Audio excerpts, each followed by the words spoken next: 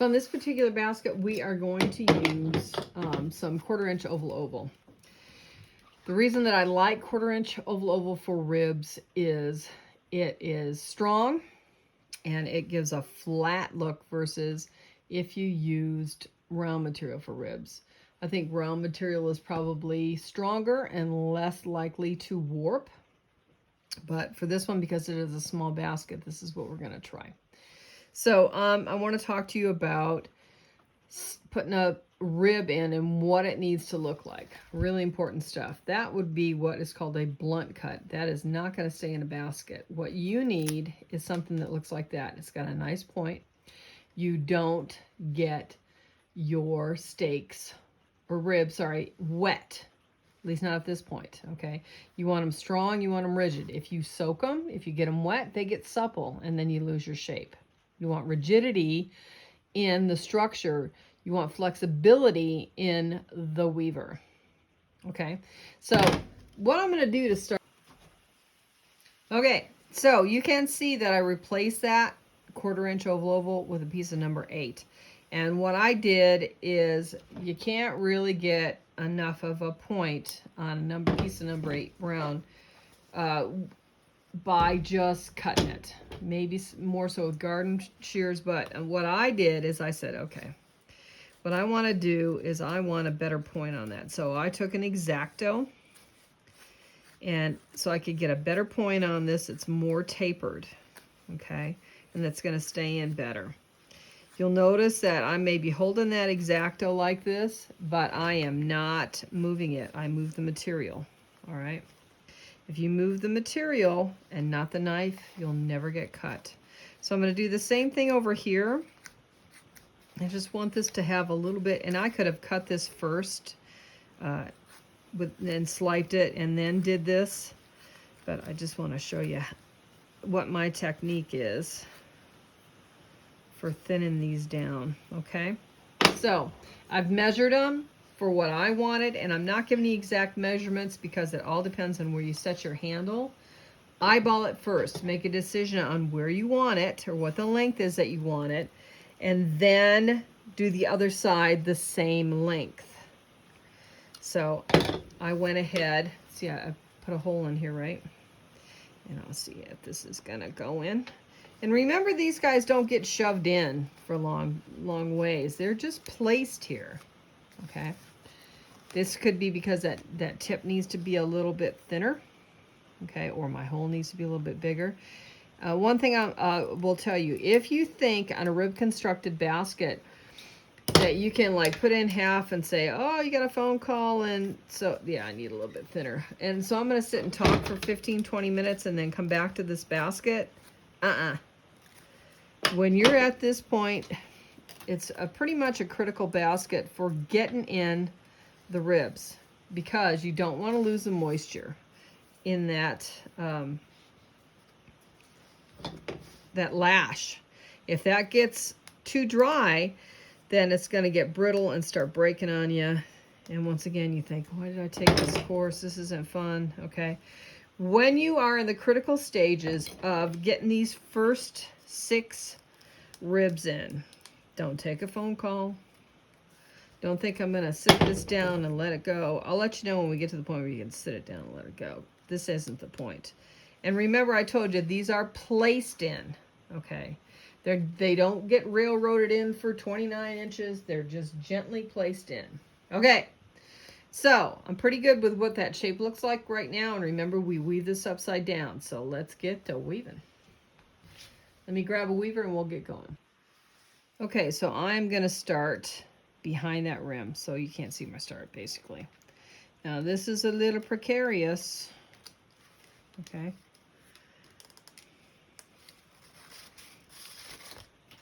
I'm going to come around that rim, and all this is a plain weave.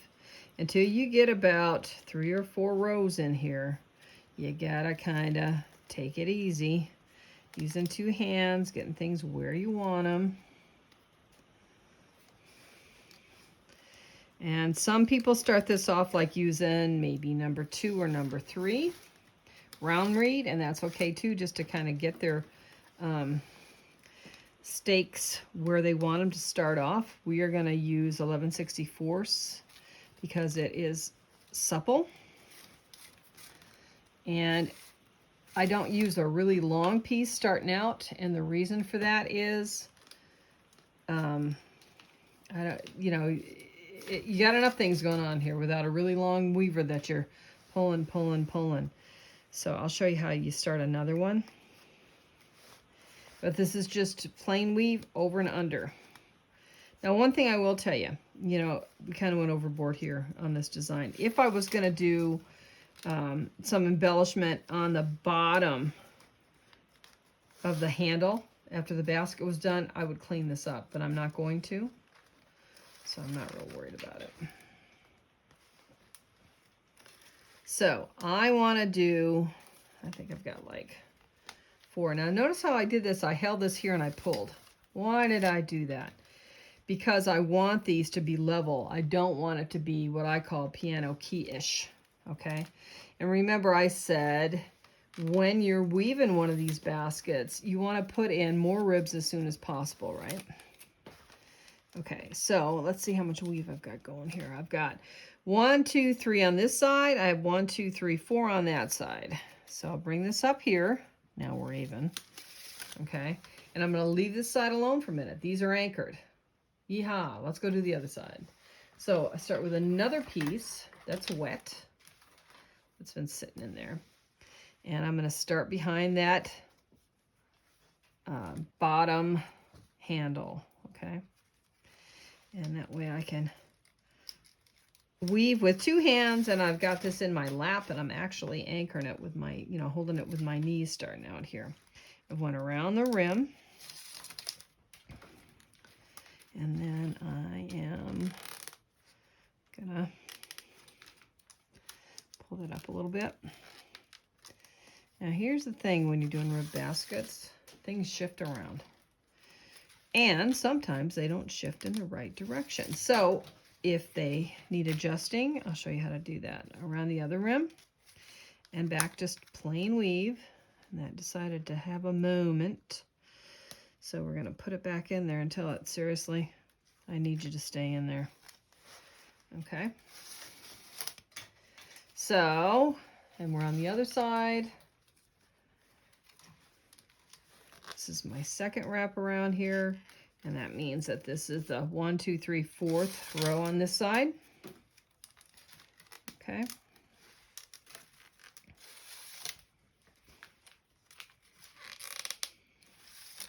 Here in that creek, that's a good thing. Wrapped around this side of the rim. And I'm going to come up to the center point, and now we're even once again. Okay, so now what I'm going to do is I'm going to add some more ribs. So what I want to do is I want to add one next to each existing rib. So we're going to call that rib 2. That's, I'm going to add one here, one here, one here, one here, and actually one on this side. So that'd be a total of 1, 2, 3, 4, 5 on this side and 5 on that side. Okay. And then I'll do the same thing on the other side. So let's do this side first. I'm going to make that nice slight. And remember I said cut edge goes next to the existing rib, goes in really nice. Now at this point, I do not go back and measure. If you feel more comfortable doing that, I think that's a good thing to do. I can see looking at that is too big, right? So I'm going to bring that down a little bit more. And remember, these get placed in there. They're not in there for the duration. Okay, so then I'm going to put one on the left side of this guy. Now, I don't care if you decide that, well, I want to put mine on the right side. Okay, that'll work for me. But whatever you do, you need to stay consistent so that you can see where you put them. Now, I've done this for a long time, so I can say, oh, okay, there's where I put this, and this is where I put that, and yada, yada, yada. But you got to train your eye to do that. So make it easy on yourself. That's my husband sneezing. And put it on the same side. I put in 1, 2, 3, 4, 5. And of course on this one, I can't put it on the left-hand side because I have to put one over here too. So, but you get an idea of what I'm shooting for. I'm looking at this probably needs to get trimmed up a little bit because it's a little bit longer than what I would like. Okay. So, and you're always adjusting this when you're looking at it. So let me show you what I do when I think something's a little bit too long. I take my awl and I hold it in there to hold the weave in place, and then I pull that out. This is pretty dry, so I probably don't need to do that, but now this is one of those that I tapered, right? And I can't do that now, but I can do that nice swipe on there. And then I stick it back into the weave and take that all out. And because at this point, that doesn't really have to go in there, it's just placed. And I like that a little bit better. Okay, so I'm going to do the same thing on the other side, and then I'll show you how I start weaving it. That's next. Okay, so I decided to show you as I go through here. I've put this one in, and it's like way tall.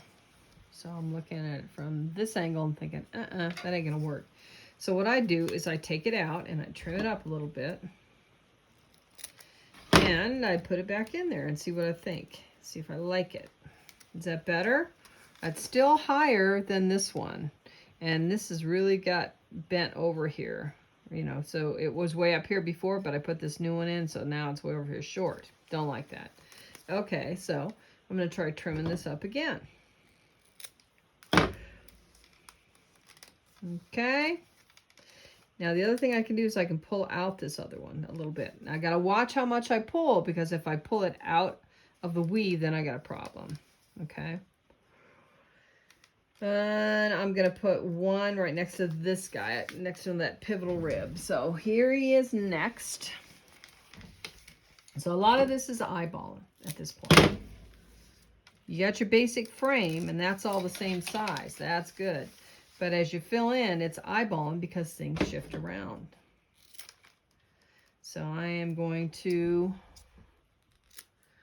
taper that, and I'm going to stick that in there and take a look and see what I think. Too much. So I got to take it out a little bit more, trim it up, stick it in, take a look. I might have to replace this guy because he's still too short. That's okay for right now.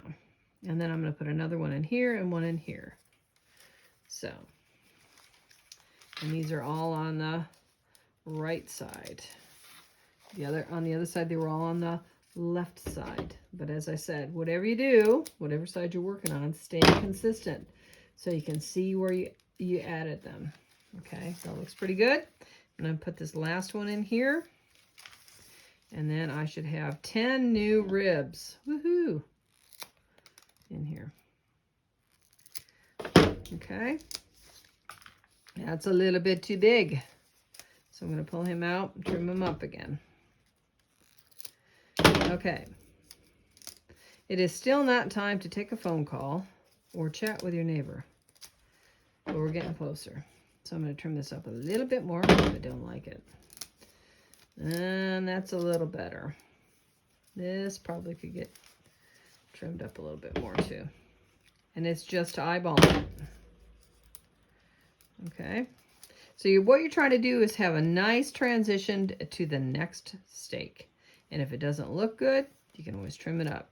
Okay. So now we're back to weaving, right? So we've got 10 new guys on each side. And we've got these weavers that we started, and they're probably pretty dry now.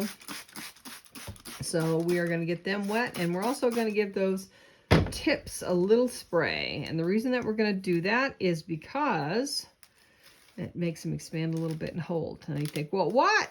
You didn't separate that guy. There's a new one there, and you didn't separate him. So here's the deal on ribs. When you add them, you have to add in an even amount. Well, I got 5 here. That's not even, right? Let me show how I make this work. Okay. If the first thing I'm going to do is I call this anchoring the tips. If I act like I didn't even add any ribs, okay, and I just ignore that whole addition thing, okay, and I come back over on this side and I do the same thing, what I've done now is I have anchored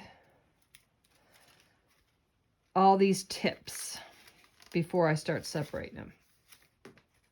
So there's one or two things I can do here. When I go there and back, they're anchored. And I want to make sure I've anchored both ways so that I come back to the center, right? Now remember I said that you cannot, you have to add in an even amount. And there's 5 here. So how does that work? Here's the deal. When you're weaving, it will be off until it meets the next new partner. Okay. I see I'm rib challenged over here. I'm just going to stick that way down in there. And if flops on the other side, good for you. We'll get to you in a minute. So, but when there is a new rib added that is next to the rim, then I'm on. And when I come back on, I'm done. And I'm on the weave, okay? And everything is cool and gorgeous, all right? And that is because the last added rib was at the rim, and I wove it that way, okay?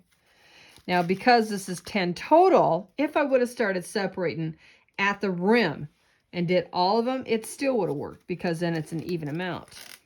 So, the thing to remember here is when you add ribs, add in an even amount, with the exception that if a rib is added next to the rim and you catch it last in that row, it'll be on. And I'm coming over here, and here's that added one because there was 5, and now I'm still on, okay? So now these guys are now secure. All right, so what I did is I did 2 rows where I acted like I didn't add anything to secure those tips, and then I did 2 rows to single these out. Okay. Now, what I'm going to do is I'm going to stop right there because I'm going to show you on that side how to add one. All right, but the other guys are still in limbo, so I'm going to come over here. That's that guy that was flopping. The first thing I'm going to do is I'm going to take my spray bottle and I'm going to spray those tips. What that does is it helps anchor it. And then I'm going to do 2 rows. That's 1, 2, acting like I didn't put anything in here. I'm just doing the same old weave from the last time I wove on this side. Okay, for 2 rows. That was 1. This is 2. And what this does is it anchors the tips. All right, I'm going to do the same thing over here. I'm going to follow that same pattern from before.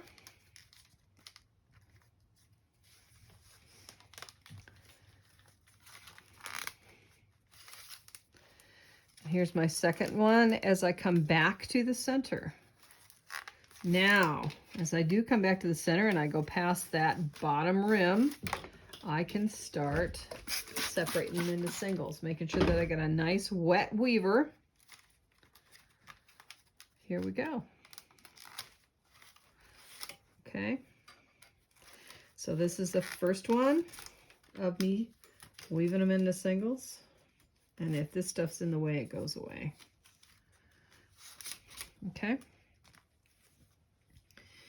And I'm going to bring that over. As you see how I squinch that over? The reason we're doing that is because, remember, we want to do design on that later. So don't get sloppy on your turns. Okay, so this is my second row on this side of singling this out. See how if I want to pull something up, I put my hand on it and then I pull. And that way I won't snap the ribs. Okay. Now, of course, this is wet. when I'm making adjustments in my basket, once I get this woven up and I think, okay, well, that's too far up and this needs to come down and that's too short and I need something longer here, whatever. Then bring that all the way over. The time to do that is when it's dry. Okay, and like I said, right now this is wet and I screwed up my weave there. Let's go back.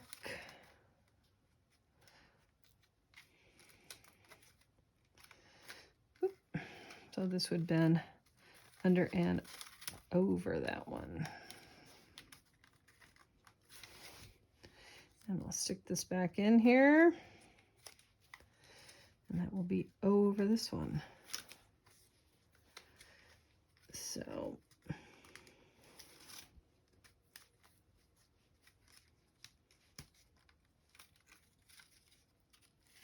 now we're on. Okay, so see how this guy's, you know, that's that big pivotal rib, and I want him down so he's not so far up with the other ones. So I'll pull up this guy next to him, but I'm holding that with my thumb so I don't bust it.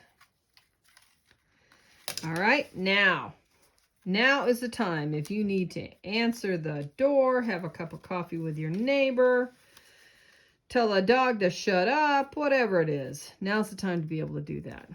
Okay, and now is this, we give it a chance here and we'll let it dry out a little bit. We can take a look at our shape and we are going to add some more ribs. But if you needed to say, oh, good, can I take a break now? Now's a good time to take a break. Let's do that, shall we?